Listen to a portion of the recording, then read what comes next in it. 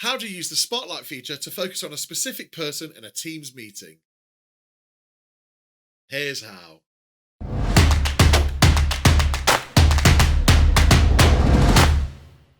Hi, I'm Mark Dixon and welcome back to this week's Tuesday Tech Tip. If you've not done so already, then hit the subscribe button and the notifications bell to keep up to date with all the tech tips for teachers. So you're in a Teams meeting with your students and you want everyone to focus on a specific person who's sharing to the group.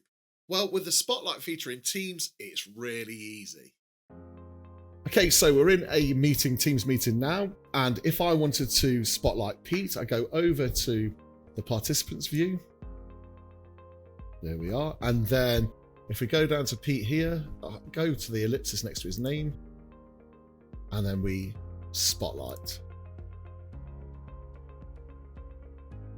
And now Pete is the center of attention for the meeting, for everybody in that meeting.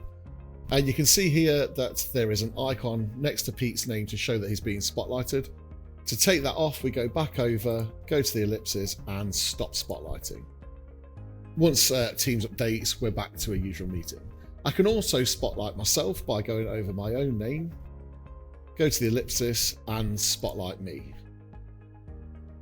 And you can see that I'm being spotlighted because I have a white solid line around my image and everybody can see me. So really simple to use. You have to be the organizer of the meeting to be able to use this feature. So it's only available to the organizer, but that's how you use the Spotlight feature in Microsoft Teams. How to use the Spotlight feature?